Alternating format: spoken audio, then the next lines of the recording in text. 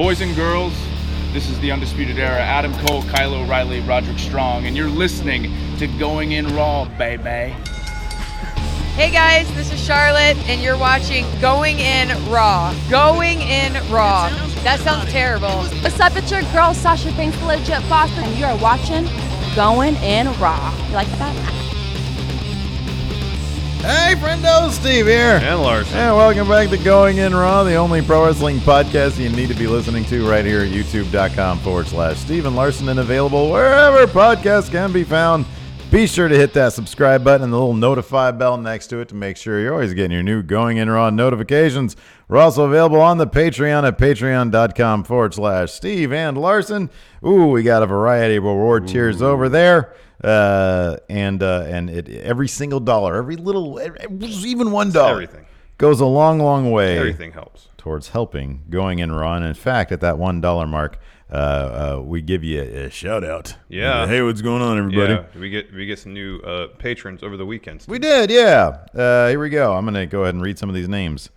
Obi Bon Kajovi, Nikki Money, Chris Blank, Tony McCall, Sethicus, and Tiswald Gibbs. I really hope that's a real name. Me too. Tiswald Gibbs. That's pretty cool. Is a fantastic name. Great name. We also have another YouTube member, new YouTube channel member, Slow Wolfpack member Nancy Lapano. Thank you. Thank you so much for your support. Thank you. At the $5 Patreon mark and at the YouTube channel member mark, you get access to all 5 episodes of bonus content. Yes. That we produce during the week. And yeah, it all supports a good cause Going In Raw. Speaking of good causes, Larson, oh boy, the final tally. Yes. So over the weekend, of course, there were more donations. A couple more donations came in. And want to say thanks to all those people who did contribute to our charity stream event, Yes. WWE versus All Elite Wrestling, where in the end, Vince McMahon buried everybody. Yeah. No drama, just Vince burying people. Yeah, pretty much. He went hard. It was wildly The entire show. It was wildly entertaining, though. It was something else. Man, I can't get over the Ice Cream Man versus Kenny Omega. Yeah, no, finish. I can tell you. I'll never have a better finish than that. No. I'll never pull off a better finish. I should just quit wrestling now. Because I really should have been able to kick out of that, but it's probably better I didn't. It was poetic, though. It was so great. Anyways, the final tally, $1,157.50 is all going. Awesome. Thank you so much, everybody who contributed. Sandra. Yeah, MVP. Especially. Yeah. MVP. Yeah. She still has it. Thank you so much. And yeah, it's all going to the Syrian American Medical Society. Correct. They're working with Sami Zayn right now on getting mobile medical units out there in Syria where it's very, very much needed. Yes. So yeah, it's all good stuff. A bit of a packed wrestling weekend, Larson. So, of course, we were doing our charity live stream during Super Showdown. Well, actually, yeah, we finished up right as that show was starting. Yeah. I watched bits and pieces. I mean, I wasn't opposed to watching it. There was a mixed, sort of a mix. I kind of feel. Let me ask you: do you get this feeling that the people that we get this in the comments? I mean, look, it's kind of like everybody's talking about how the creative in WWE is on a pretty major decline right now. Oh yes. It definitely has. WWE definitely has their defenders. We've had this in the comments. Yeah. You guys are so negative these days. And I mean, honestly, like we try to find the joy in wrestling. Yeah. I mean, I've said this several times. I get no happiness from sitting here and talking about how Raw wasn't the most enjoyable program. Mm-hmm. It's not fun to me. I want to sit here and sing the praises of whatever I watch. I want to enjoy it. Yeah. It's not like we sit here when we are critical. I don't really think we're negative. I think we're critical, and I don't think we're necessarily unfair with our criticisms. We're never angry about WWE. Well, from time to time, but not consistently. It's. I mean, look, there's people out there like a friend of ours, JD. Yeah. He channels his frustration with the WWE, and I know a lot of people think that he could be overly negative and stuff, and I don't agree with a lot of what he says. But he definitely there is a palpable frustration out there. Yes, totally, 100%. And I think that we sort of land on the side of, well, let's try to take a look at it from a critical standpoint, and laugh where we can laugh and make fun of what we can make fun. that's where we find our joy. Yes. But at the same time, there's some moments where we're only human. Things frustrate us. Sort of. I guess the point that I'm driving at is like I did notice there were some staunch defenders of Super Showdown. And then there were people who considered it an absolute mess. I didn't watch the entire thing. Nor did I. I only watched. We were here and we watched the end of the Seth Rollins match to see how the Lesnar thing would play out. Right. And the match itself between him and Corbin seemed fine enough. The finish was weird. Yeah. Where Corbin was like needlessly arguing with the ref. Got a chair out for no reason. It's a title match. If he hits Seth with a chair, he doesn't lose. He loses the match. Yeah. There's no reason to bring a chair into it other than just a distraction. Mm-hmm. So he ends up losing via roll up, and then Baron drops him with an end of days. Brock comes out with chair, and Seth turns the tables on him because Heyman kind of like tripped over the ring rope getting into the ring. Seth hit a low blow, destroyed Brock with the chair. So, I mean, as far as keeping the suspense up for the cash-in with Money in the Bank, that's good they didn't do it then because that's something they can draw out because they've really kind of, at moments, seemed like they're on the verge of bungling it. Yeah. By sapping all the drama out. When's the last time a pratfall featured so heavily in a storyline? Because that's what it the totally Paul Heyman was. Pratfall. 100% was. So I saw that, and then after everybody said how awful the main event was, I watched it. Our good friendo Stephen Fenris posted the last minute and a half or last minute or so of that match, and I was like, okay, let's see how bad this was because he was clowning it quite a bit. Yes. So I put it on. I was like, this was really bad. And then I went back and watched the entire match, and it was fairly early on that Goldberg hit that ring post. Yeah, because before that point, they booked it so it was not great, but at least they booked to Goldberg's strength, which is spearing. Yeah. And it wasn't like an absolute shit show. Yeah. It was like, okay, maybe they're trying to make this fun. Keep it short, make it fun. Get it out of the way. Yeah. Before anybody's weaknesses are exposed. But then Goldberg, they did the spot where Undertaker was staying in the corner, got out of the way, or sent Goldberg. I don't remember the exact sequence. And usually people run to the ring post shoulder first. Yeah, sure. And they know kind of pull up a little bit right towards the end, hit their shoulder on the ring post, dong. It's a good spot. Well, Goldberg's aim was a little bit off because he already bashed his head into a door or a locker before making his way to the ring. I think that had something to do with it, and too. then just did it full speed head first. Yeah. He started gushing blood, and his legs were gone from that moment on. He was knocked out. By his own admission, he said he got knocked out during the match. So I'm guessing it was that spot. Yeah, and then this morning, I don't know where they linked it from. I didn't check the source, but Cultaholic had an article on their website with some video that a fan took at the show after the match. We'll talk about the match a bit more with that horrific tombstone. Where Goldberg sort of collapsed first down to his knees and then just plunked down on his face. It was scary. Yeah. Like that was super scary. I do wonder, like, man, you can't. So back in the day, he used to headbutt the door prior to coming out too. Like 20 years ago, he used to. I mean, he did it in his last run too. Yeah, right. He comes out with like a trickle of blood, and it reminds me of these days. It reminds me of Shibata down here. Yeah. And it's not cool. It's not good. We see what happened with that guy. It seems pointless to do that. I mean, I understand. I guess he does it to get himself. It's got to be other ways in character mode. Yeah, I mean, he's got those like fighting gloves on. Like those have some cushion to them. Like maybe just do this a little bit. I don't know. And then he's just Ken Shamrock. We don't have to see it. He can just do it behind the door. Shamrock. But like when you hear this, when you're watching the local enhancement security guards like in front of his door, and you hear yeah, it's not intimidating. Yeah. It's just like, oh god, that must have hurt. So then they go into a tombstone. Where Undertaker pulls off a tombstone on Goldberg, and I asked, because like I mean, you could take a look at a regular tombstone and kind of understand like what's supposed to happen there. Like the head is basically supposed to be clear above the knees. Yeah. But I was kind of curious because someone disengaged their hold bit prematurely because it's a two-man thing to stay in that position. Undertaker holds them obviously, and then whoever's taking it has their arms around Undertaker's waist. So I hit up our good friendo Cal Jack, who's going to be guest hosting this show while I'm on vacation. Yes. You guys are gonna. He's an awesome addition. You guys are in for a treat. Yes. And I'm mildly concerned that you're not even going to want me back. That's a distinct possibility. You probably will not want me because Cal is like the best. You guys will fall in love with him, and after that, I think the audience response is going to be really great. Yeah. We're going to want to bring him back on. He's a hell of a dude. He's got some awesome stories. Awesome stories and tons of experience. Yes. And he went through NXT. He like helped open the Performance Center, basically. I actually hit him up this morning and I said, explain the mechanics of a tombstone to me. We're not wrestlers. We look, we can speculate. It seems easy enough, but maybe there's something else in terms of, you know, is it on the guy giving it? Is it on the guy receiving it? Is it 50-50, et cetera, et cetera? Yeah. He said it's the same way as any move we all take. Tuck your chin. The problem is Taker is old.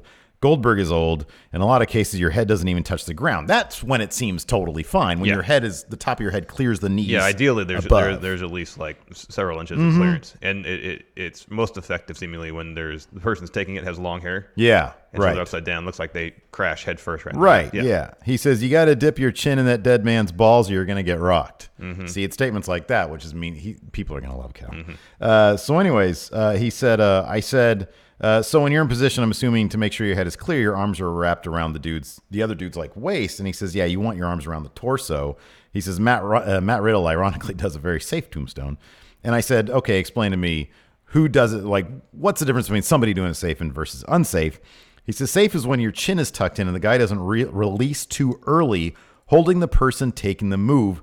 Unsafe is when the person giving the move doesn't have the person upright and the person's chin is not tucked in. I went back and I watched the tombstone a couple times to see where Goldberg was taking it like it was a Styles Clash. His head was back like this, and sure enough, like he got rammed. On top of that, Undertaker was like falling sort of down when he did it, and he did start to release seemingly a bit. The whole thing was just messy. The timing seemed really off. It was super messy. It was super messy. And then I'm really shocked that Goldberg didn't suffer any serious neck injury from that. Yeah, because he got spiked right in his head. Oh my God, yeah. You saw like the skin on the back of his head kind of wrinkle up in the back, and it probably was, and his head went backwards that way. I mean, never good. Yeah, and he said that on Twitter. He said I got knocked out, and when you're loopy, I would just imagine, I'm speculating here, that you're not going to have the wherewithal to grip as much. Potentially not, yeah. You're kind of a bit of dead weight because your core muscles probably aren't doing what they're supposed to be doing. And as we saw later in the match, the strength just wasn't there for Goldberg after getting knocked out. He tried to do that jackhammer and pretty much drop Undertaker on his head. Yeah.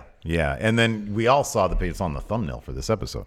We saw Undertaker's face immediately. Abject disappointment. Afterwards, and it was bad. It was bad. The whole finishing sequence was the jackhammer, which was awful. It seemed like Undertaker was just about dropped on his head.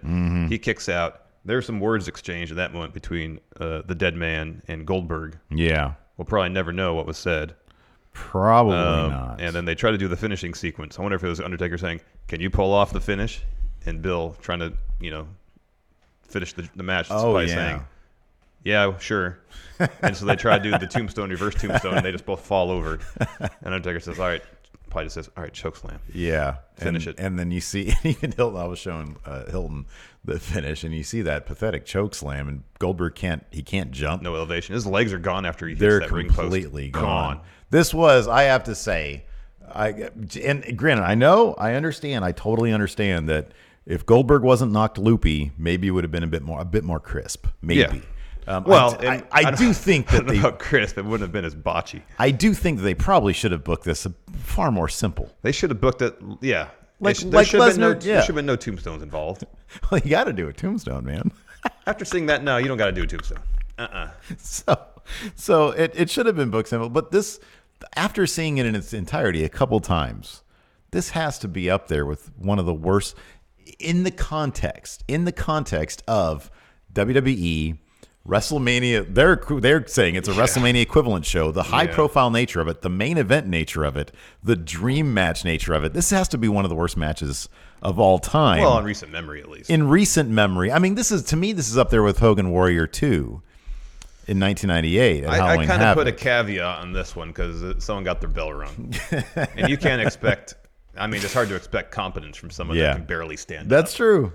So that's the caveat I put in that. If the match had gone as it did, sans concussion, then yes, it would have been in contention. Yeah. But when Goldberg, after getting busted open and getting concussed, he really had no business being in that ring at that point. Yeah.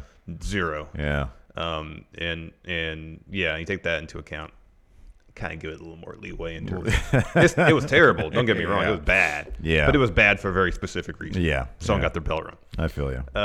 Speaking about the overall messy nature of Super ShowDown, WrestleVote tweeted this quote: Thought you guys might like this. Texting with two different sources who were on the Saudi trip. Asked how everything went. One said it was, quote, a disaster. Oh, wow. And the other described it as, quote, a train wreck. So that's that. You know, there's that 50-man battle royal? Apparently there was 51 people in it. Yeah, that's right. Yeah. Meltzer did mention also some people were asking why was there no R-Truth in it. Apparently he said because the higher-ups, the creative, thought that the 24/7 title would be taking away from it was already a cluster F. Yeah. Right. Yeah. Like 51 people shouldn't be in the ring at the same time. No. That should never actually happen. And then apparently the finish to the Lucha House Party Lars Sullivan match was changed, I guess, right before the show. Oh, I didn't know that. Yeah, it was supposed to be Lars going over. Oh, wow. But instead they ended in DQ. Yeah. They want to keep those Lucha House Party guys strong in a squash match, apparently. So that's kind of silly. One thing that I thought was terrific, and it begs the question, will the demon ever return to Saudi Arabia, Larson? Oh, yeah. Was Finn Balor's amazing Fantastic Instagram/tweet where he's standing there doing the Finn freeze with a big smile on his face. With one of his PE and K, his clothing brand. Yeah. His equality shirts. Which is all about inclusivity, equality, diversity. Yes. And he says, happy Pride Day or Pride Month or whatever from Saudi Arabia. Love conquers all. Oh, amazing. Equality this, equality that with a bunch of rainbow stuff. And everybody in the comments were like, man, I hope you're on that plane while you're doing this. Finn's the best. That was great. That was great. I thought he tweeted that before the show. Oh, I don't think so. I not. think it was afterwards. Maybe not. Anyways, he's amazing. God, if it was before, I don't think he'd risk that. So yeah, that was fantastic. I mean, that's when you kind of understand. Well, we've talked about that, like Finn knowing his advocacy work and knowing Saudi Arabia's track record on that particular subject. Yeah, why he would be cool doing the show. That's why. That's exactly. And that photo blew up. Yeah, it blew up. Yeah, so that was awesome. Yeah, Finn's awesome. And then hats off to Finn for that. We've got this. So I think Meltzer on the radio also said this, but WrestleVotes put out a tweet. Okay, so this was the 7th. So that was June. I mean, that was Friday, but it says 5:29 p.m. I assume that's our time. So that would be after the show. Okay. Yeah, that's long. That's long after the show. Yeah. That's a good 11, 12, 1, 2. That's like a couple hours after the show. Yeah. Man, I really hope he was like he got through customs. He's on the plane. Man, that plane has to be up in the air first. Well, you still have some service. Boom, do it then. Do it then. I don't know. So yeah, you got this WrestleVotes tweet here. So I thought you guys might like this. Yeah, I read that already. Oh, you did read that. Okay, yeah. All right. Yeah, train wreck, disaster. Well, then the whole push last minute to get the Alexa Bliss Natalya match on the show. Yeah, that fizzled. So I'm sure that led to a bit of the. I had read that it at some point had actually been greenlit by the Saudi government, and then they pulled back on it after it wasn't. Maybe it was like 90%. Yeah, we're pretty sure we can do this, and then at the last minute, So that didn't look good either. Like when everybody knows they're going out there, and then it gets pulled, you lose that ability to say, "Hey, look what we did, everybody." Yeah. Now, we tried. And it just a bigger spotlight on the fact that it didn't happen. Yeah, exactly. And apparently, it's not allowed to happen. Mm-hmm. So big old mess there, dude. Yeah. In any event, before we continue, Larson, here's a word from the sponsor of today's show, Molecule. Molecule is a complete reinvention of the air purifier, introducing a breakthrough science that is finally capable of destroying air pollutants at a molecular level. Yeah, Molecule's PECO tech goes over, get it, the usual HEPA filtration, because not only does it capture, but it completely squashes the full spectrum of indoor air pollutants. There's some wrestling terms in there. No DQ there. It squashes it. It's a complete squash, yes. That's right. Got allergies or asthma? Molecule has improved the lives of lifelong sufferers of those conditions because it can eliminate allergens and pollutants that are too small for a HEPA filter to trap. One customer reported that she was, quote, able to breathe through her nose for the first time in 15 years after using Molecule. And breathing better means sleeping better. And with Molecule, users have reported feeling energized after getting some of the best sleep they've had in years. Plus, Molecule's technology research was backed by the EPA and has been verified by science. But most importantly, it's been tested by real people. Molecules already helped allergy and asthma sufferers nationwide get relief from their conditions and reduce their symptoms. And right now, Friendos can get $75 off your first order by going to molecule.com and using promo code GIR.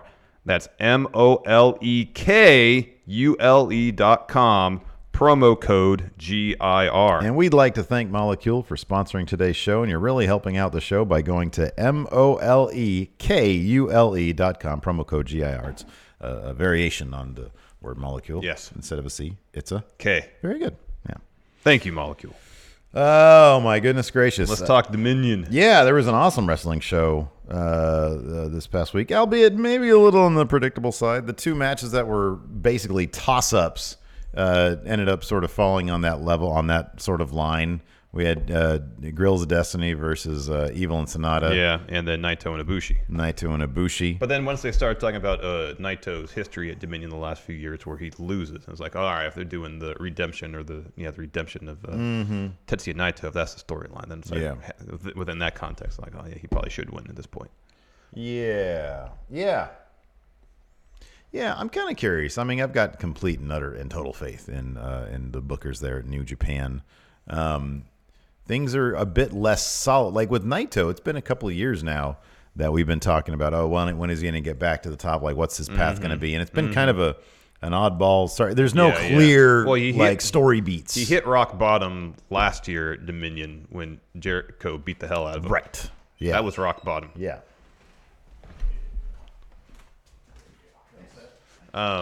So, ever since then, stickers.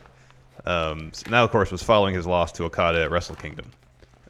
So, yeah, ever since that loss to Jericho, he's been trying to get back on the winning path. And I guess maybe him reclaiming the Intercontinental Championship at a show where he's had not the best history is really the first step towards getting there. Because he's still incredibly over.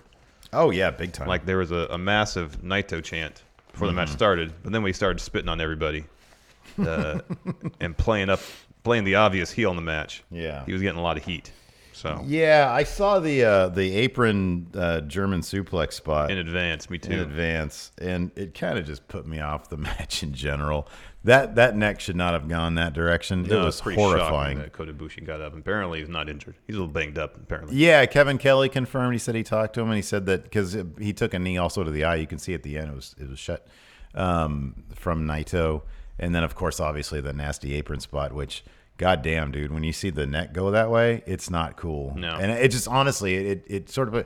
I was surprised that Will Osprey and Dragon Lee, like their match was as clean as can get, like in terms of scary stuff. Like they just did amazing athletic stuff. There was just stuff. that suicide dive that hypothetically could have gone south. Oh, that was amazing. That apparently was so great.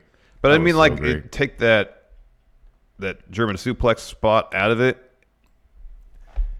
Like, I've seen Naito and Ibushi do far crazier stuff than this. Like, the second rope pile driver was far crazier in theory than anything else, apart from the German suplex spot. I'm assuming that German suplex spot was slightly off. I don't think it was supposed to go that way. No, I don't think so either. I think it was just supposed to be on the apron. Yeah, but like even knowing that, like, man, there's not a whole lot of room for error when you're on the apron when you have 18 inches. No, there isn't. It really hurt my neck watching that though. But no, it was good. Like I thought the main event was a bit underwhelming, but I mean it's a Jericho match. They're supposed to be a bit messy. I just thought it was a bit long for what he can do. Yeah. There wasn't a whole lot of didn't necessarily feel like a whole lot of ebb and flow. I guess going into it, Okada was saying that he's gonna show Jericho a real New Japan style match and defeat him in a real New Japan style match. Yeah. And so it kind of when it started breaking down, obviously storyline wise, that's supposed to favor Jericho because he's a brawler now. Yeah. He's a disruptor. He cuts corners. He's a cheater. I did watch most of the show with my kids. Oh, that's fun. Because my youngest has been really kind of getting into wrestling. Good. After I took her to the Taco Fest. Yeah, sure. And so I was like, okay, here's the good guy. Here's the bad guy. Even though, it's not as clearly delineated in New Japan. Sure. But she was really into it. That's good. Yeah. Right on. Yeah. Cool. Maybe one day she'll be a young lion. Speaking of young lions, that's segue. The young lion, Shota Umino. Umino, yeah. I was saying it perfect earlier. Took on one Jonathan Moxley. Yeah, Shota tried to get the upper hand early before the bell even rings. When Mox, It's a very short match. Yeah, when Mox was making his way down the ring, out of nowhere, Shota hits him with a tope. But yeah, after that, Shota doesn't get a whole lot of offense in. And here's the thing: I kind of think that this match served a greater purpose, which is the newfound friendship between Mox and now his young lion. His young lion. So his Mox, young boy. Mox picks up the win with the Dirty D's, and you can take Death Rider to win. He grabs the mic. He says, "I wanted the G1." Yeah. And then he helps up Shota and helps him from the ring to the backstage area. And there's a promo back there that he did. It's got like 1 or 2 million views It's like the by most now. viewed video on New Japan's English language YouTube channel. Amazing. And it's funny because he was complaining, and granted, this is a different tenor of stuff entirely, but complaining so much about doing the goofy stuff in WWE, and like this is just complete goofiness. But this is goofy, sort of untainted by Vince, who just makes it too goofy. It's organic goofy. It's him. It's him being goofy instead of him being forced to be goofy. Yeah. I understand that. I thought this was great. This was amazing. It was hilarious. So yeah, he goes back there for the press conference, and he's literally, it's like a Weekend at Bernie's thing, and a couple people made that joke. He's holding up Umino. Yeah, and he's completely out. Here, hold my belt. He's like, yeah, no, I got my new boy here, and I'm gonna need somebody to drive me around. Hey, you good? You can drive? Yeah. After he's collapsed, he's like, someone to pick me up from Roppongi. Right. Oh man, it was great. I really hope, and it wouldn't surprise me if they kept that thread going. Oh, but it's got to be a situation where Shota's doing the Weekend and Birdie's thing, like he's perpetually beat up. Right. One of the things that Mox said, I was like, I need a sparring partner. Yeah, exactly. Someone to train with. Someone to spot me on the bench. It was terrific. He looks like he's having tons of fun. Yes. So that was cool. After that, we had Shingo Takagi, huge up and coming guy, huge guy on the rise in New Japan. Yeah, in New Japan. He's had a long career, I believe. Killer finals match against Will Osprey in the Best of Super Juniors, and he's taking on Satoshi Kojima. Kojima, legend. Yes, but on the downside of his career, old. Yeah, yeah, he's looked like he's aged quite a bit. Yeah, since I started watching. I think his hair's longer. Maybe that's part of it too. And they let him get in all the stuff, the chop stuff. That's great. Yeah, I love that. It's so cheesy. It's hilarious. Yeah, it's good. Story of this was Takagi trying to prove that he belongs in the ring with heavyweights. So Right. it starts off with them doing shoulder tackles to each other, and Takagi isn't letting Kojima knock him over. Yeah. And a couple spots like the Takagi hit a DVD on the apron, and then Kojima sweeps him off, hits a DDT. A couple huge lariat spots. One of them where they're going back and forth, and they hit lariat simultaneously, and that sends Takagi to his knees. And then eventually, though, Takagi hits his finisher, Last of the Dragon, for the win. Really good match. Yeah, it was cool. It was Shingo cool. proving that he can hang in the ring with heavyweights, and afterwards he gets on the mic and says, I want the G1 too. Yeah. Oh, G1's going to be killer this year because there's a couple more names been announced. Yeah. Oh, boy. Oh, wow. Oh, wow. Oh, wow. Oh, my God. Oh, my God. Oh, man. Anyway, so yeah, after that we had... the most shocking upset in the entire show. What was this crap? So you have Minoru What Suzuki, the hell? the scariest man in all of New Japan, Zack Sabre Jr., who should be able to twist anybody. Going to be the scariest man in New Japan. Who should be able to twist in anybody. One of the best wrestlers on the planet. Into tapping out against Jushin Thunder Liger. Who's retiring in like 10 minutes. And Yoshihashi. Who should never pick up a win, ever. Like, he jobbed to the ring. Commentary was like dumping on him, too. They literally said... Losing to Yoshihashi is an embarrassment to Zack Sabre Jr. And Zack Sabre Jr. looked like he was in a naked dream. Yeah. That's what by the end of this, because Yoshihashi got the surprise roll up here at the end. And this was all like Suzuki basically trying to terrorize Jushin Liger on his way out. Yeah. Yoshihashi kind of got sidetracked by that. Yoshihashi was just sort of overlooked by everybody in this. There's this great bit where Suzuki-gun, both Suzuki and Sabre, are like just... Like Sabre's in there and just kind of like lightly tagging Yoshihashi with kicks. He tags and Suzuki does the same thing. They get in the middle of the ring and Liger comes in and he kicks Yoshihashi in the back. Like, hey man, wake up. And says, get over here and tag me. That was so messed up. That was so awesome. Yoshihashi is like the butt of every joke. Yeah. He got the win. He did. He got the roll-up win, and Yeah. confirmed for Kazuna Road. They're having the British heavyweight title match between Zack Sabre Jr. and Yoshihashi. Oh my God. Zack Sabre Jr. is going to murder this guy. He's going to murder him. Yeah, probably. You don't think there's going to be another shocking upset, do you? I would hope not. But maybe they're trying to do something with Yoshihashi, so he's not just the butt of the joke.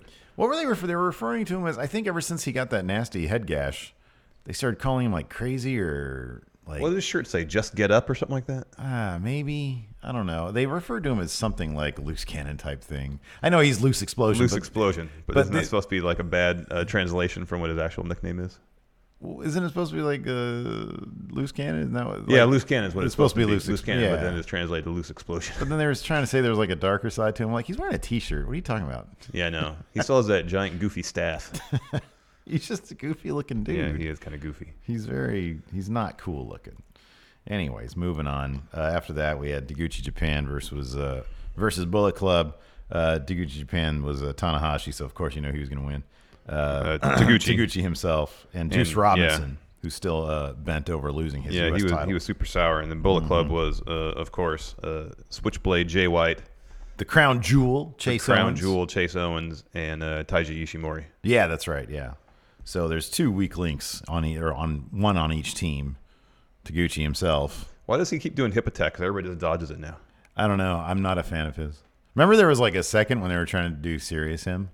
And it's like, nah, man. Mm-hmm. You're like you're a rugby guy, but then you also do baseball stuff. He's coach. Yeah, but of like multiple sports. Yeah, that doesn't make any sense. Yeah, I know it doesn't make any sense. It's more like a PE teacher. Yeah, where it's like, okay, this is the part of the quarter where we're playing rugby. Yeah, when the weather gets a little warmer, then we'll move on to softball. Right. Yeah, that's pretty much what it is. But it's raining today, so climb ropes. Yeah, inside. Practice your bar dips. And your pull-ups. But it's weird because like half the time he goes for the hip attack, people just get out of the way. Yeah, and it's still funny. I don't think I laugh at it. I think I did all 3 times it happened. Because he doesn't learn. Yeah, it's a rule of threes, man. Yeah, comedy does happen. They did it 3 times, and then that was it. Yeah. Anyways, Tanahashi he escaped Chase Owens' jewel heist package pile driver. Yeah. And then hit him with like some. I guess he's hurt. He's got bad elbows. He doesn't want to do the high fly flow when he doesn't have to. Yeah, they're trying to push this story with Tanahashi that like he's old and he can't hang anymore, or he's having his own kind of crisis of confidence. I mean, did you see him get over the barricade after the main event? He looks like it hurts for him to walk sometimes, man. Yeah, but he still looks immaculate. Oh, he's in amazing shape. I want a visual representation of him getting old and out of shape. Like, blow up that gut a little bit. Yeah.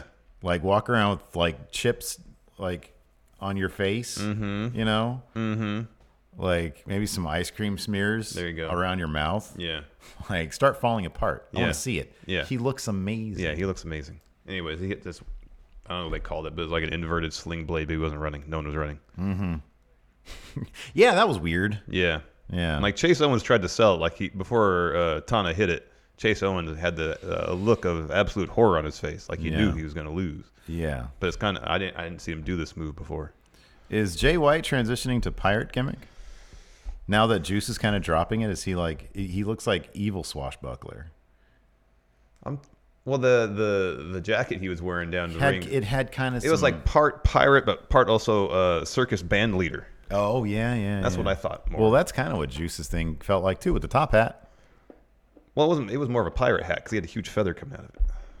But pirates never wore top hats, dude. He didn't wear a top hat either. It was more like a pirate hat. Juice? He had to wear a top hat at one point, but for a while he was wearing the giant hat with the feather coming out. Maybe he did wear a top hat for Robinson. I want to see that top hat. I swear he wore. But band leaders don't wear top hats. What was it called? They wore Lifeblood. Yeah. Circus dudes. They wear the little hats with the little bills on them with the chin straps. Think so? Yeah, for the people in the band. That's a top hat right there. Look at that. See? Well, he had another hat too. That was more like a pirate. Oh, he's had a ton of hats. Yeah.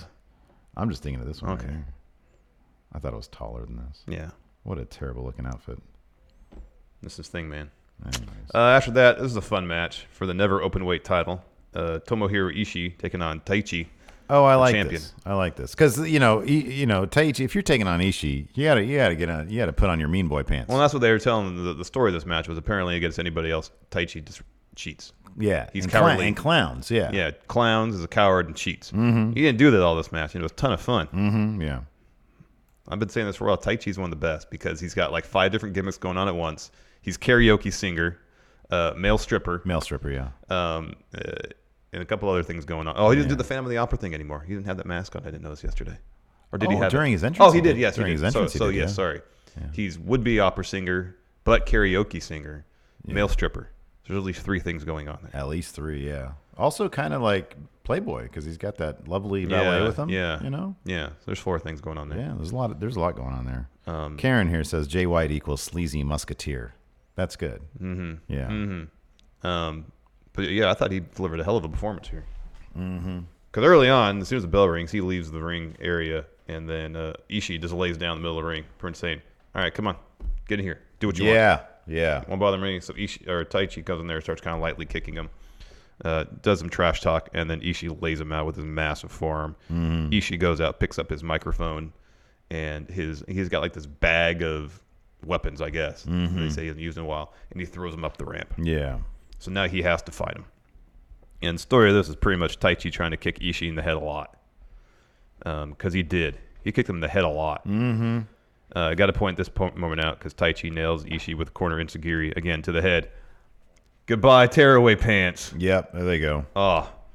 And his trunks, as always, are just a little like a half size too small. We have a ref bump when Taichi pushes the ref into Ishii. And there's this great bit where Taichi keeps on going for a low blow, trying to kick Ishii in the front area. Mm-hmm. Ishii always counters and eventually drops Taichi with a headbutt. Good false finish towards the end where Taichi escapes a brainbuster from Ishii, goes for his finisher. Instead, he eats a powerbomb and a sliding lariat, but he kicks out, and then Ishii just picks him right up, hits the brainbuster for the win. Yeah. Ishii is now a 5-time never openweight champion. Yep. He's the record holder. Looking forward to him taking on Hiroki Goto. Goto again. Exactly. After that, we had talk about people trading these titles back and forth. Evil and Sanada versus Guerrillas of Destiny. The king of Twitter strong style, Tamatanga, has referred to himself. He's need to get away from that. Stop messing with YouTube wrestling people, okay? Yeah. It's silly. Yeah. But no, this is a fun match. Yeah. These guys have like tremendous chemistry. Yeah. Sanada, like every time I see him, he looks more amazing than the last time. Yeah, I know. He looks like it's fairly obvious they're building him to be a singles champion type guy. Yeah. Because he looks like a champion. Yeah. Yeah. He looks like every great. time I see him, he's like in better shape somehow. Yeah, I know. There's not like an ounce of fat on him. I know. He looks amazing. I do. I mean, look, I'll be honest. I kind of miss crust punk Sanada. Yeah. Or rockabilly punk Sanada. Mm-hmm. I kind of miss that because I thought that's like a look that I would take on. You don't like Space Pirate Sanada? So I appreciate it and I understand that's what you need to do if you're being a champion. You got to be Space Pirate. Also, I think it's like a throwback to his gear pre-LIJ. Yeah, I think it is. Yeah, I think it is too. That's what I remember. That's because back then he had blonde hair and Space Pirate type gear. Now he's like harkening back to that, but with skulls on it. Yeah, to make it cooler. Yeah, but like he's so smooth in the ring. Oh man, he's terrific. Super athletic. Yeah. Gosh, he's amazing. He's the best. Amazing. But it wasn't good enough. No, we did see Jado got involved. There was a ref bump, or a ref pulled out of the ring by him, while LIJ has Bullet Club or Guerrilla's Destiny and some dueling submission holds.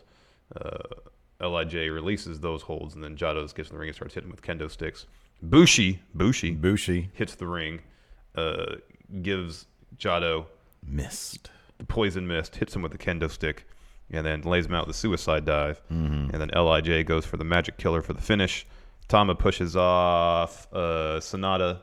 Mm-hmm. And then rolls up Evil for the win. Yeah.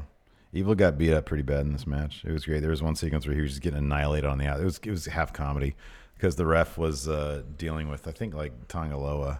And he was like telling him, hey, you got to keep this clean, got to keep it clean. Meanwhile, everybody was taking their turns with Evil out there, and the ref looks over and he's like, whoa. Oh, yeah, that was great. I like that stuff. And Tangaloa was cussing the blue streak this match. Not quite as much as Wrestle Kingdom a couple years back. But I wonder if he didn't realize, because it felt like this match, I felt like was the in-ring dialogue was mic'd up way more hardcore than any of the other matches on this card. Yeah, it really was. And they know that the Guerrillas of Destiny like to cuss a lot. Right. I thought, didn't we hear there was like some directive like, hey, stop cussing? Yeah. And yet they're like, oh, they like to cuss a lot. Let's get out our fancy mics. Let's crank out the... you have one young boy right there with a super shotgun just like pointing it right at his face. The parabola mic. Yeah. Yeah, exactly, this thing. Exactly. After that, Shibata, he's dressed in the nines in a nice-looking suit, walks out to the ramp, and then he's forced to point at the entryway. For a good 13 minutes. Way too long. But well, anyways. Kenta tried to figure out where the entrance is. Or somebody's got their cues wrong. Anyways, he brought Kenta, and it was great seeing as Kenta walked down the ramp, more and more people saw, oh wow, snap, that's Kenta. Yeah. And then the place got louder and louder. Kenta chants. It was great. They walked down the ring. Shibata introduces him. Kenta gets on the mic. He says, I want to show the world how Kenta pro wrestles by being in the G1. Kenta wrestling, yeah. Yeah. Absolutely. Boy, it'd be great if the WWE got their hands on that guy, huh? Yeah, man. And then let him wrestle how he wants to wrestle. Yeah, so he's in the G1. Holy crap. That's going to be great. Yeah. Apparently afterwards, in some interview I think he gave, maybe it was the press conference afterwards, I don't know. He said he wants to show the world his type of wrestling, and that's why he left. WWE, yeah, I saw that too. Yeah. After that, junior heavyweight title match, Will Osprey versus Dragon Lee. Wow. This was fun, man. And crisp. Like, how do they do this stuff and not botch it all? I don't know. As fast as what they do it. Oh, my God, I know. Like, I was trying to keep, write notes, and I couldn't. Yeah. It was too fast. Yeah. Well, you just soak Way it too all in, man. fast. Just soak it all in. It's one of the things you just gotta see it to believe it. It's so pretty. It's amazing. And nobody's neck went the wrong way. No, not at all. Spot everybody was talking about was when Will Ospreay misses that the handspring corkscrew tope he does out of the ring. He misses it, but lands on his feet, and then Dragon Lee lays him out with a knee. Dragon sets him up on the barricade, and then destroys him with that suicide dive. That was actually what a suicide dive should be. Full speed, yes. The awesome thing, too, was that I don't know who the person was, but there was a commentator nearby, and he ate some of Dragon Lee's legs. Oh, Milano, yeah. Okay, yeah. Yeah, the crowd was laughing about that. That was hilarious because he was selling it too. He was selling the crap out of it, and the camera would go to him, and the crowd would crack up. It was, and that's the kind of thing. I'm not trying to use this to dog WWE, but that is the kind of spontaneity that you kind of don't get these days. You know, it's like you won't see something like that in WWE, and that's why New Japan, they did such a great job. Yes. Of you get something that's super dramatic, and it's like, oh my God, and then a little bit of comedy tossed in. Yeah. Just in the moment, it was terrific. Yeah, it was great. After that. Lost my spot. My apologies. Oh, that corkscrew moonsault thing that Osprey did after he got out the double stomp. Man, beautiful. Yeah. Beautiful. Dragon Lee escapes the Stormbreaker, and that eventually leads to a DDT. He rolls through. He goes for a suplex, but then Will reverse it into a Stun Dog Millionaire type deal. Osprey eats a V-trigger, a reverse Rana, but then he just bounces back up, hits a Spanish fly, gets a 2. This is great when Dragon Lee super kicks Will off the top rope. Goes for a Rana out of the ring. Will lands on his feet. So he's on the apron. Yeah. Lands on his feet. Yeah. And then Dragon Lee thinks he hits it. Turns around and realizes Osprey's there. It was Osprey loves doing this stuff. We saw the same kind of thing with him and Kota Ibushi. Yeah. Where they set up a very dramatic moment where he is, he's bested the person who thinks he's bested him. Yes. And they slowly turn around and look at each other and they go at it. Yes. Terrific. So then Osprey hits a pop-up apron powerbomb, pushes Dragon Lee in the ring, hits a shooting star press, gets a 2, and then Osprey goes for an Os cutter, eats a nasty-looking V-trigger from Dragon Lee. Then Dragon Lee reverses a powerbomb. This is all stuff when I say Lee reverses powerbomb into a destroyer, there's 5 things that happened before that. Yeah, that led to that. I couldn't just keep track of while trying to take notes. And then hits a V trigger, gets a 2. Lee hits another knee. Will reverses out of Dragon Lee's finisher, hits 2 kicks in the hidden blade. I believe he covered. Lee kicks out. Will then hits a top rope Os cutter and a Stormbreaker for the win. Yeah. He is new champion. Yes. And he was posing. There's tons of respect between the two of them at the end. Yeah. And then Osprey gets his Best of Super Juniors trophy, the wings on it, and then his new title. Man, he got a sword too with that. Yeah, all sorts of cool poses and stuff. So Dragon Lee puts the belt around Will's waist in a show of respect. Yeah. And then Will goes down to the English commentary, grabs the mic, and says he wants Robbie Eagles. His first title defense will be at the Australia show, end of June. But then he also said that he wants in the G1. Oh, my goodness gracious. Stacked. He's shaping up to be the best G1 ever, maybe. Stacked. Maybe. Stacked. Then the Intercontinental title bout between Tetsuya Naito and Kota Ibushi. Again, that German suplex spot in the apron, dangerous, kind of took Steve out of it. Once I heard that Kota was okay before I actually watched it, because I actually watched this match this morning, so it wasn't nearly as impactful. Let me be honest with you, though. I kind of don't trust that stuff. Like, with like Shibata, because it was so severe, like reports came out like a couple days after, like, oh, he's headed to the hospital, or he's at the hospital and things aren't looking great.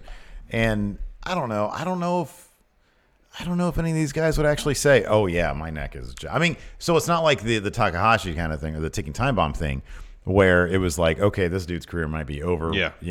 God. Well, I mean, based on that spot, it seemed like that could have been a similar outcome for Kota Ibushi. I know. Especially with his history of neck troubles. So, I mean, granted, he's not in the hospital. Like, I think we know that. Like, we would know that if that was the case. 2 days after the show, but gee whiz. Yeah, it's bad. I just can't.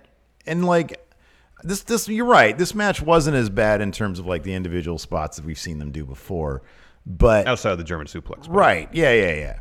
But, like, still, a lot of this match was like, hey, let's try to dump each other on each other's heads. That's been the story of these two for their whole feud. Like, I can recognize that it was a terrific match. I can recognize that Shibata Okada was a terrific match. Awesome match. But it just takes me out of it. Yeah. But that's kind of when the match really kicked up, was that German suplex spot. Naito gets back in the ring. Kota beats a 20 count. And then Naito hits a reverse run off the second rope, which sounds like it should be terrible, but compared to the German suplex spot, it seemed really pedestrian. Mm-hmm. Kota kicks out. Kota blocks a Destino and hits like a reverse dude buster, again, dumping Naito on his head. Mm-hmm. Kota misses a Kinshasa, eats the Dragon suplex. Destino, he kicks out. Kota hits the last ride. Naito kicks out. It was a cool little moment where Naito counters a Kamigoye with DDT. It was really smooth. Kota catches Naito trying to do a Destino. Naito reverses into a reverse Rana and then hits Destino for the win. Mm-hmm. I like this match. I mean, again, take the German suplex spot out of it. I thought this match was better than their Madison Square Garden one. Mm-hmm. It was fun. Yeah. Again, because I knew that Kota was apparently, at least publicly, fine. Yeah. After the German suplex spot. Yeah. But it's dangerous. Yeah. It sucks to see. I don't want to see anybody's head bend that way. And I just get the feeling that he's the kind of guy that if it's not so bad he has to go to the hospital, he's going to tell everybody he's fine. Yeah. Which hopefully means it's not. And the G1 is coming up. I know. And it's like, yeah. And it's like he's got to be kind of an early favorite, to be one of the people coming out of that. Mm-hmm. So, yeah. I don't know, man. I don't know either. Oh, boy. Dangerous. Next, main event, Chris Jericho taking on best wrestler in the world, Kazuchika Okada. Best bout machine. It was very much Okada's match early on until Jericho kicked. Did like a wrecking ball drop kick through the ropes, kicking Okada over the barricade. DDTs him on one of the tables ringside.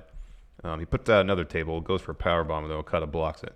And despite the table being out there, the rest of the match never comes into play, which is kind of disappointing. Yeah. Okada goes for his flying crossbody over the barricade, and Jericho counters with the code breaker. Mm-hmm. And Okada just barely beats the count. Mm-hmm. And there's always this push and pull of Jericho trying to wrestle his style match, and then it got to a point where seemingly he had to, storyline-wise, wrestle a New Japan match. Yeah. And Okada always had an answer, seemingly. Jericho, I wonder if this was in any way a response to Goldberg and Undertaker. Jericho goes for a tombstone. Okada reverses it. Jericho reverses it. Mm-hmm. Okada reverses it. Eventually, though, Jericho gets free, puts Okada in the walls. Okada gets the ropes. They should have just tumbled over. I know. As an homage to that classic match. Especially if you do it like 3 times. That's a rough spot. Yeah, it is. Okada does hit a tombstone, goes for a Rainmaker. Jericho counters with the Tiger Bomb. One thing that didn't happen in this match, Okada never got a Rainmaker off. True. Jericho always had an answer for that. Yep. Jericho goes for a code breaker. Okada catches him, gets him in kind of the air raid crash style. Neck breaker, gets a 2. Okada blocks a superplex, pushes Jericho off the top rope, or does a face buster off. Elbow. Again, another Rainmaker attempt. Jericho counters with Enziguri. He hits a code breaker, gets a 2 count. Jericho removes the turnbuckle cover, tosses it to the commentary area, tries to lawn dart Okada into it. Okada counters with a German suplex, goes for a Rainmaker, but Jericho tries for a Rainmaker of his own. Okada ducks it, hits a code breaker, gets 2. The finish, though, saw Jericho goes for a Judas effect. Okada avoids it, goes for a Rainmaker. Jericho escapes, and Okada wins with a roll-up. And someone on Twitter mentioned it was the same way he defeated Kenny Omega the first fall in their 2 out of 3 falls match last year. I went back and watched that sequence, and I can confirm that was the case. Exact same thing? Kind of. Okada went for Rainmaker on Kenny, and then Kenny tried to like crawl up his back and like either powerbomb or go for a roll up or whatever, or flip him, and that was like a little bit different from here. But the pinning, like just sort of the sit down pin, basically, was exactly the same. So it was basically the same sequence. And then Jericho confirmed that on Twitter. He says, "Yeah, imagine that long term storytelling. Mm-hmm. Look at where it gets you." Mm-hmm. Obviously, another shot against a WWE. Yep. So after the bell, Jericho gets up and lays at Okada. Tosses Red Shoes aside. He goes, gets a chair, hits Okada in the face with it. Hits Judas effect. Yes. You love that. Wraps the chair around Okada's head and rams it to the ring post. Jericho sets up for a powerbomb through the table. Tanahashi, who is on commentary, jumps over the barricade. He makes the save. Jericho drops a promo, dubs himself the GOAT. Yeah. The greatest of all time. He grabs some of those Okada dollars. And he goes back in his press conference. And on the ramp, he stuck one to his head, and he put one down in his front area and rubbed it and threw it at the camera. But he came back for the press conference. He still stuck his head. Yeah, it was pretty great. Then Tanahashi helps up Okada, walks him to the back. Mm-hmm. So they're still friends. Yeah. Well, so I guess we're going to get Tanahashi versus Jericho at some point. Maybe King of Pro Wrestling in October. That's like the last big one, because he's been Okada 2 with Naito. Mm-hmm. And one with Kenny in New Japan. So Tanahashi is kind of one of the last major dudes. Mm-hmm. So yeah, that'll be fun. Mm-hmm. Tanahashi will find his way. Yep, against Jericho. Let's do a Raw preview, Steve. Now that we talked about we're getting really new good tag champions show tonight. Yeah, that's happening. Yeah, for sure. That's totally happening. But let's kick it off with Brock Party postponed. I feel like there's going to be no surprises in this show because they are going basically everything segment by segment here. Anyways, continue. Brock Party postponed. Seth Rollins retained his Universal Championship against Baron Corbin at WWE Super ShowDown, but a post-match end of days from Lone Wolf left the Beast Slayer vulnerable to Brock Lesnar's promised Money in the Bank cash-in, or so the WWE Universe thought when Lesnar's advocate Paul Heyman pratfalled on the way to the ring. The Beast was momentarily distracted, giving Rollins the opening he needed to stagger the Conqueror with an uppercut below the belt in the front area. Rollins then unleashed on Lesnar with steel chair strikes, punctuating the punishment with a stomp to the Beast onto Money in the Bank briefcase. That was actually kind of a neat spot. Yeah, that was. Lesnar is deterred, at least momentarily, but he never officially cashed in his Money in the Bank contract, meaning that he still has nearly a year to cash in for a world championship opportunity at the time and place of his choosing. As the Beast licks his wounds and bides his time, Rollins looks ahead to a Universal Championship rematch against Corbin at Stomping. I don't know how in any way that's justified. What? I don't know in any way what that's are you justified. talking about? He lost through a roll-up. That's a chump status. Get out of here with that. The card for Stomping Ground does not look great. Shane McMahon and Drew McIntyre to celebrate the best in the world's triumph over Roman Reigns at Super ShowDown. Before I read this, you know what this means. Since Shane beat Roman in Saudi Arabia, it's Roman versus Drew at Stomping Ground. It kind of guarantees that Drew's not winning that match. Unless, because I think I heard Extreme Rules that it's being advertised as supposed to be Roman versus Shane and Drew. Yeah. So maybe Drew will win at Stomping Ground because Shane interferes, and then Roman beats both of them at Extreme Rules. That seems to be the trajectory. That could be. Shane McMahon and Drew McIntyre have a reason to celebrate. The best in the world scored a tainted victory over Roman Reigns at WWE Super ShowDown after an interfering McIntyre blasted Reigns with a Claymore kick behind the official's back. And now the duo is headed to Raw to commemorate their taming of the big dog with a victory party. How will Shane O'Mac revel in his win over Reigns? Find out Monday night. Can we let Drew get a win? Clean win. Yeah. Clean win. We really need to go. Okay, moving on. Just moving on.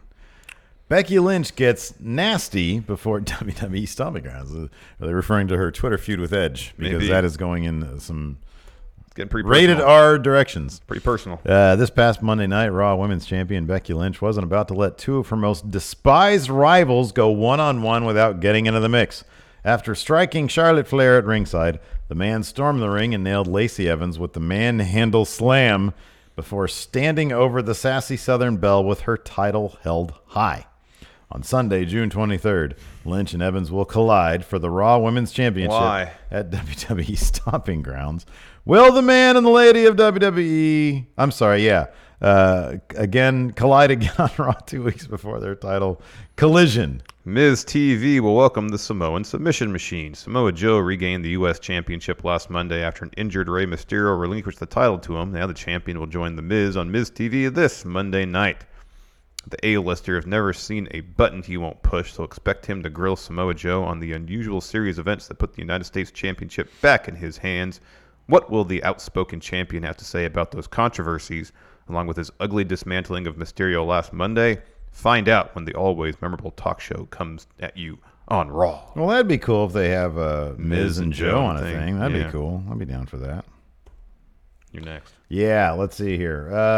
Ryder and Hawkins and the Revival to collide in WrestleMania rematch for Raw Tag Team titles. Zack Ryder and Kurt Hawkins. Who are they again? What are they I'm not doing? familiar with their work. I think they're the Raw Tag Team Champions. Look to continue their storybook run. Their storybook run as Raw Tag Team Champions as they take on the Revival in a WrestleMania rematch with the titles on the line this Monday night. This is, of course, because the Revival vanquished the Usos at Super Showdown, right? Revival totally won that match? Yeah, No, they didn't. no. Will Ryder and Hawkins prove to have the numbers of Dash Wilder and Scott Dawson yet again, or will the top guys avenge their WrestleMania 35 demons en route to regaining the Raw Tag Team titles? Tune in Monday night at 8, 7 Central to find out. So they're totally winning these things. No, yeah, right? you think that's the end of this Unless preview? the Usos interfere, but Entirely possible, something those like a three-way titles have to enter into the Revival Uso storyline. Yes, absolutely. Braun Strowman stands tall in Jeddah. With no less than 3 power slams Friday in WWE Super Showdown, Braun Strowman defeated Bobby Lashley and proved he's the most dominant behemoth on Monday Night Raw. Now that he's cut the Almighty down to size, how will the Monster Mugman keep his mammoth momentum going? Probably with a match against a celebrity. You're right. Where's the Final entry? Bam Bam Bigelow. Yeah. Who's that? Lawrence Taylor? Lawrence Taylor, yeah. Truth on the Run. Oh, cool. We get an entry for the 24/7. Well, that might be one entertaining segment on Raw then.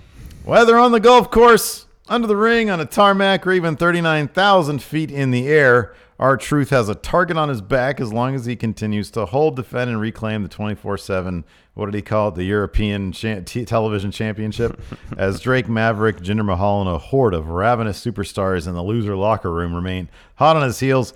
Can Truth keep his wits about him? Don't miss any of the action this Monday night on Raw, live at 8, 7 I Central. feel like I've already seen the show. On USA Network. Let's do some questions. Dan Boss, how awesome is the G1 going to be? 4 guys confirmed. It's going to be amazing. It's going to be terrific. Off the charts.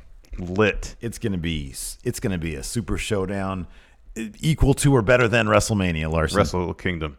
Via Lobos, SmackDown and Sacktown tomorrow. You two going? Yeah, we'll be there. Yeah, we're going to be there. We haven't announced anything in terms of like a meetup because we're probably just going to go. And then if you see it, say hey. Yeah, come say hi. Just say hi. By all means. Maybe for 205 Live, so we're not sitting on the floor. Maybe, though, during 205 Live, when there's like the inevitable mass exodus, we can sneak our way down further down. Yeah, absolutely, man.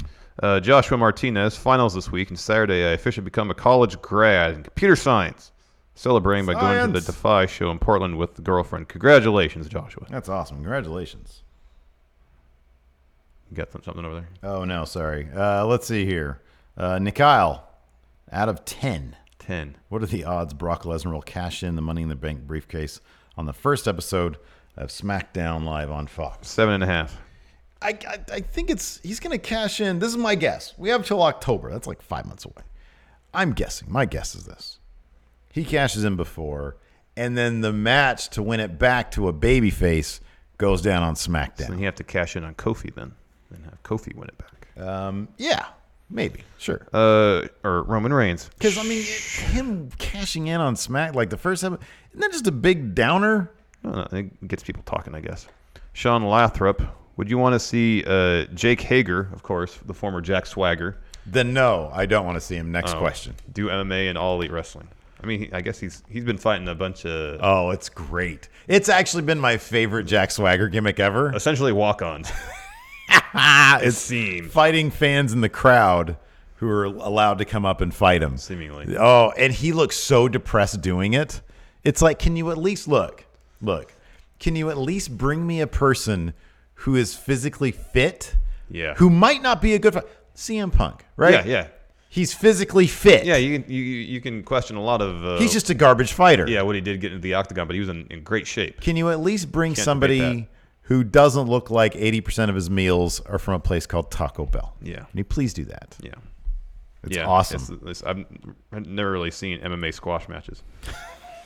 Jacob Sloan, ordering beers from my store. Any beer suggestions?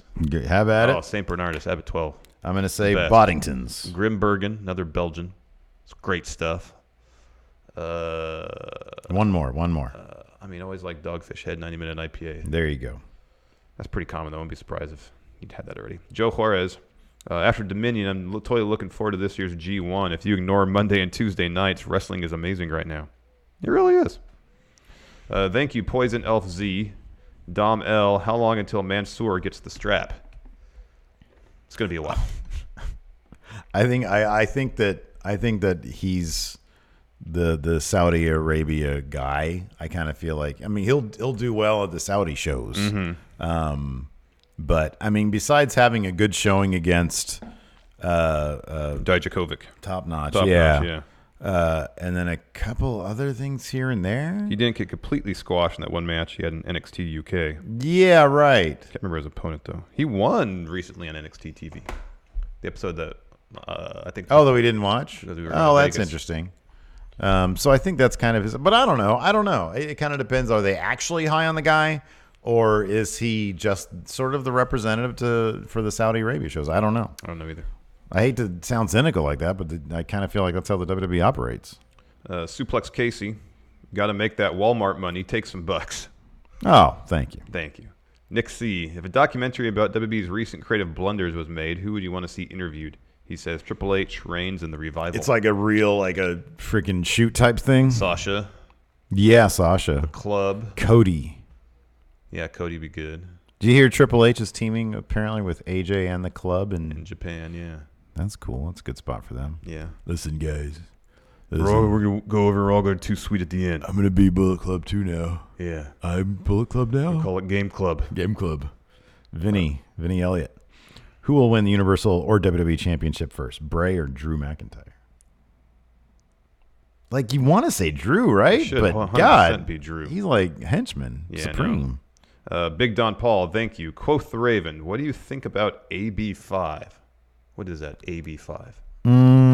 Is that the one about cops here in California? How they're supposed to? Or is that the bill about independent contractors?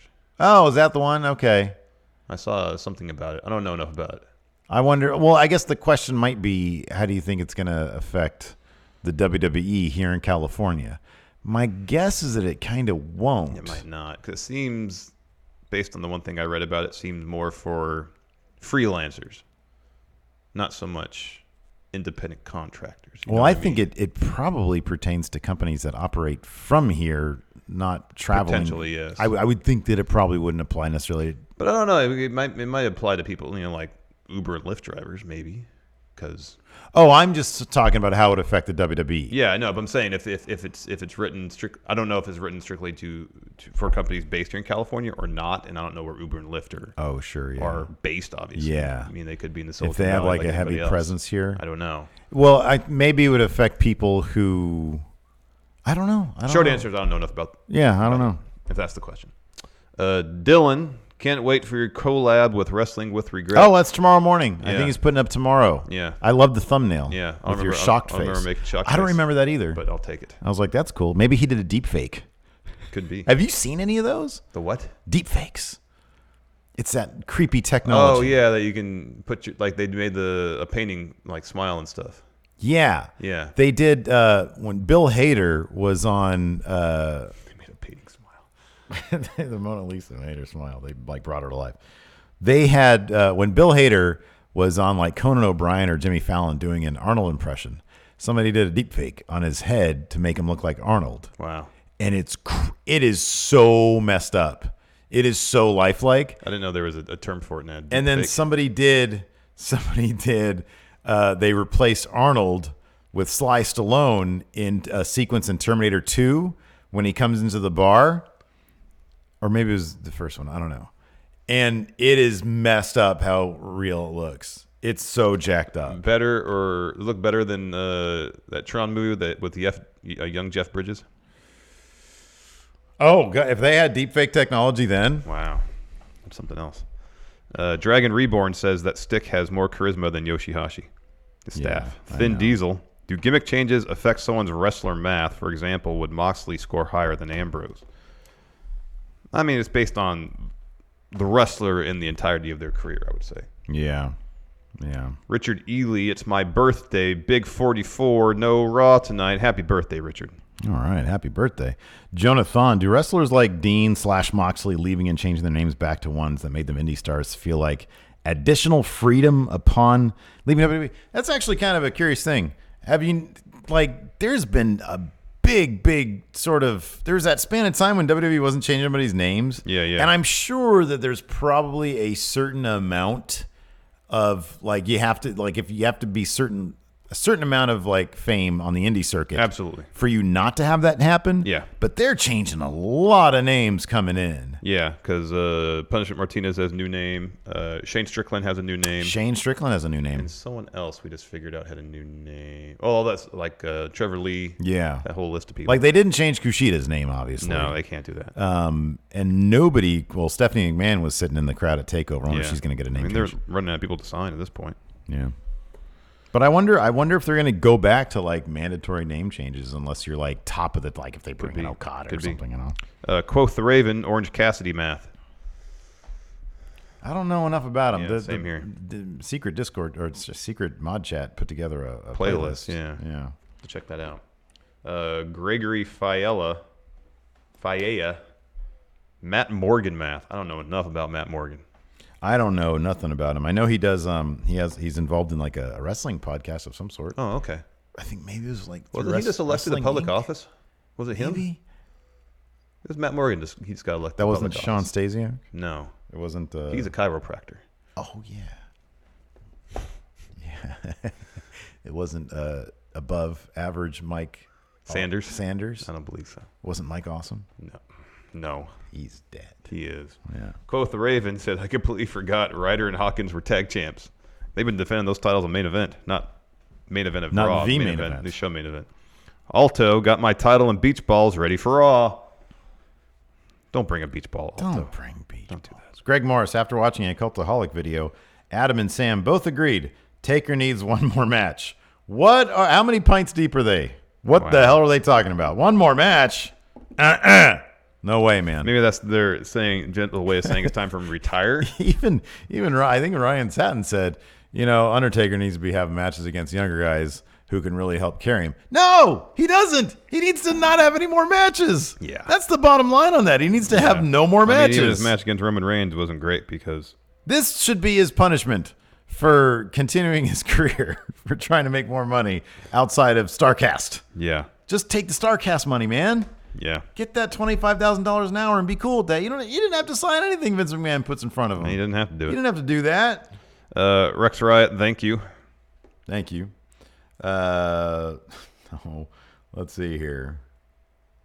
Justin Wern, if New Japan was in complete creative control, would it be better for them to work with All Elite or WWE? Oh, WWE. If they were in complete creative control, I mean, that's too big of an if. That would never happen. No, but if they were, then it's the biggest. Yeah, you want to go with the biggest company. Excuse me. Nathaniel J., do you think New Japan regrets adding Cody to its roster / Bullet Club? No. Not as much as Ring of Honor wishes it probably didn't happen. Yeah. I think New Japan is probably fine. They're still going to be. I mean, the spotlight that iteration of Bullet Club put on the company was massive. Oh, yeah, for sure. So, no, I would assume they'd have no regrets about that whatsoever. Yeah. And on top of that, like, they're working with arguably the two biggest stars in All Elite right now, Jericho and Moxley. So I think they're fine. I don't think they need to have a working relationship with All Elite to do what they want to do. And then Kenny, of course, says he's got a clause in his contract that he can go work in New Japan as well. So go ahead and do that really quick. You want to talk about this? This is from PW Insider. Sasha Banks is apparently filming content for WWE 2K20 today in Orlando. About 2 weeks ago, she reportedly had a meeting with Vince as well.